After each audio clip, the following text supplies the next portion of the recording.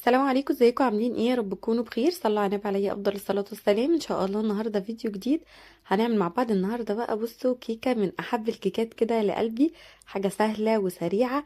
عايزه اقول لكم ما ينفعش نقول عليها كيكه، احنا نقول عليها كده جاتو. ببيضتين بس هتعملي صينيه الكيكه التحفه اللي انت شايفاها دي، حاجه كده طريه وهي حلوه جدا. ان شاء الله لما تجربوها هتبقى ادمان عندكم. تعالوا بقى نبدا الفيديو بتاعنا ونقول بسم الله. بس اتمنى لو انتوا جداد عندي في القناه اشتركوا فيها وفعلوا الجرس عشان كل ما انزل فيديو ان شاء الله تتفرجوا عليه. عايزه اقول لكم بتعمليها من هنا وبتتنسف من هنا من حلاوتها. بصوا الكيكه مرتفعه كده وحاجه كده تحفه. تعالوا نقول بسم الله ونبدا في المقادير على طول. اول حاجه عندي كده كوبايه من اللبن، وزيها كوبايه من السكر، كوبايه الا ربع من الزيت، وباكت من الكريم كراميل. هنجيب بقى الخلاط عندنا وهبدأ ان انا احط فيه المكونات اللي انتوا شايفينها دي. بننزل كل حاجة كده على بعض على طول.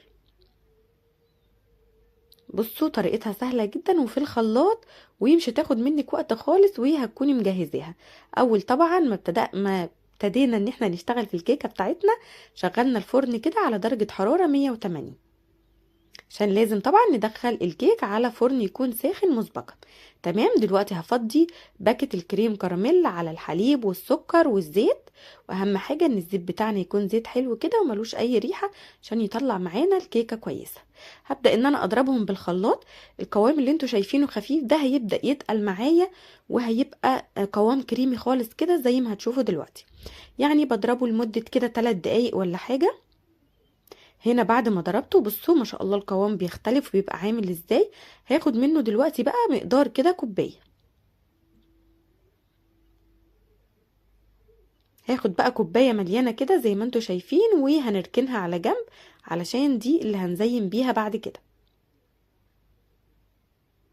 بعد كده هجيب بيضتين وهبدأ ان انا اضيفهم كده على باقي الخليط في الخلاط. بيضتين كده يكون حجمهم ايه حلو كده كبير. وهضيف كمان ظرفين من الفانيليا او معلقه يعني صغيره كده من الفانيليا السايله لو عندك.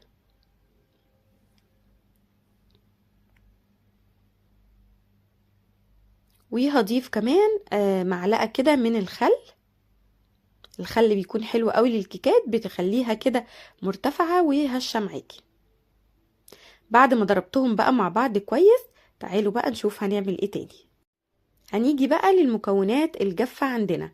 عندي كوباية ونص من الدقيق نخلاهم كده علشان اتأكد ان هما مفهومش حاجة، وعشان برضو ايه يدي الكيكة نفشة كده.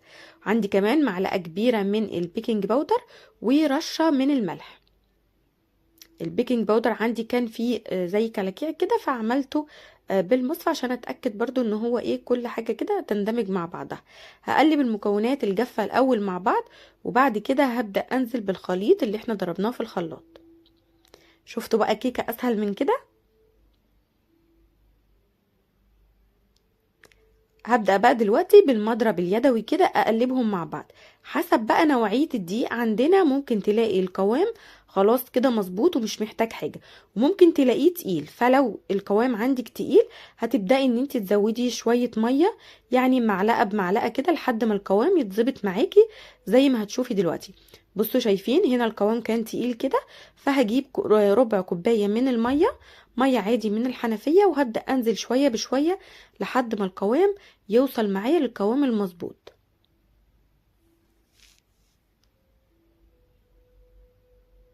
بقلب بس ان انا بدمج المكونات مع بعضها، يعني مش بنبالغ قوي في التقليب. الكيكه دي خطيره، وعايزه اقول لكم من غير ما تستوي كده بيكون ليها ريحه مميزه كده وريحه حلوه قوي. بجد لما هتجربيها يعني ولادك هيعشقوها. بصوا شايفين الايدين اللي بتلعب في الجنب دي؟ عارفين انتوا لما بنكون بنعمل حاجه حلوه الولاد بيكونوا واقفين لنا كده مستنيين النتيجه. بصوا كده القوام بقى مظبوط معايا. خدت معايا ربع كوبايه من الميه، بترجع حسب نوعيه الدقيق زي ما قلت لكم. يعني في دقيق ممكن يحتاج وفي دقيق لا. كده خلاص تمام. هجيب بقى الصينيه اللي انا هدخلها الفرن. ببدأ بس ان انا الم الجناب واتاكد كده ان كل الدقيق اختلط معايا كويس. دي الصينيه اللي انا هدخلها الفرن، اديتها مسحه كده من الزيت بس، يعني ما بطنتهاش ولا حاجه. وهنزل فيها خليط الدقيق وهخبطها خبطتين كده على الرخامة قبل ما ادخلها الفرن. بندخلها الفرن على درجة حرارة 180، بتاخد معايا حوالي من 25 ل 30 دقيقة وبتكون جاهزة معايا. بنكون حاطينها في الرف اللي في النص. لو احتاجنا ان احنا نشغل عليها الشواية عشان تاخد لون، بنشغل في اخر دقايق لما بنتأكد ان هي استوت معانا، يعني بخلة كده او بستكس كده بتأكد، او بالسكينة اي حاجة يعني رفيعة عندك. لما بتلاقي الحروف عندك خدت لون وبتبدأي ان انت تحطي فيها السكينة عشان تشوفي بس خدت لون معاكي، قصدي استوت ولا لا. بصوا هنا كانت استوت. لازم لما تطلعي الستيكس او اي حاجة هتدخليها في الكيكة لازم تطلع معاكي نظيفة تماما. تمام كده. انا هنا كنت سبتها هديت معايا شوية، يعني خرجت من الفرن. بصوا انا الصينية بمسكها بايدي، يعني سبتها هديت معايا شوية. دلوقتي هاخد معلقتين صغيرين من الصوص اللي احنا كنا شايلينه على جنب ده، وهحطهم على كوباية الا ربع كده من اللبن، لبن عادي ساقع من التلاجة. وهبدأ بقى ان انا اخرم الكيكة عندي عشان لما اجي اسقيها باللبن ده تشربه معايا. ممكن تقللوا اللبن اللي احنا هنسقي بيه الكيكة او تزودوه براحتكم. بصوا هنا علشان قوام اللبن تقيل شوية فبيتشرب يعني بشويش كده، فاهميني؟ فبيتشرب، ما بيتشربش على طول. لكن لو انت حطيتي لبن بس ممكن تحليه بسكر برضو وتحطيه، لو انت مش حابه ان انت تحليه بالصوص وكده. هنا بقى انا خدتها دخلتها التلاجة وسبتها كده لحد ما سقعت معايا تماما. بعد كده خرجتها، يعني انا كنت خرجت اصلا كمان وجيت خرجتها، حطيت عليها الصوص بقى اللي احنا كنا سايبينه على جنب، وجبت بقى كيس صوص الكراميل وبدأت ان انا اعمل بيه خطوط كده زي ما انتوا شايفين. هي بتتقدم باردة بتكون حلوة جدا. بعد كده هجيب اي حاجة عندي رفيعة وهفضل بقى رايحة جاية كده في الصينية علشان اعمل الشكل اللي انتوا شايفينه ده. بصوا ما بتاخدش وقت خالص، بس حاجة جميلة كده وطعمها في منتهى الجمال. لما تعمليها وتجربيها بجد هتبقى ادمان عندكم. بعد كده بقى بنقطعها وبنقدمها على طول.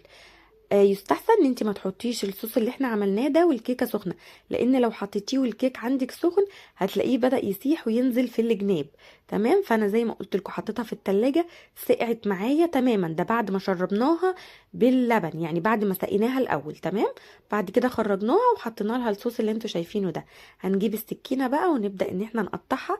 عايزه اقول لكم ان انتوا لو عملتوها كمان في صينيه مستطيله كده وقطعتوها زي قطع الجاتو بتكون حلوة جدا في التقديم، بيكون شكلها تحفة يعني. بس هبدأ اقطعها بقى بالهنا والشفا. بصوا طريقتها سهلة ازاي، ان شاء الله لما هتجربوها هتعجبكم قوي. اتمنى طبعا لو انتوا وصلتوا لحد هنا في الفيديو حطوا لايك حلو زيكم كده واشتركوا معايا في القناة عشان كل ما انزل فيديو ان شاء الله تتفرجوا عليه. بصوا بقى الكيك هوريهولكم من جوه قد ايه هش وطرية وحاجة كده تحفة. يعني لو انت لسه بادئه تدخلي المطبخ جديد وجربتي الطريقه دي بجد مش هتندمي وعمرها ما هتبوظ معاكي. بصوا شايفين قوام الكيك عامل ازاي، ما شاء الله مرتفعه وهشه وطريه وحلوه جدا.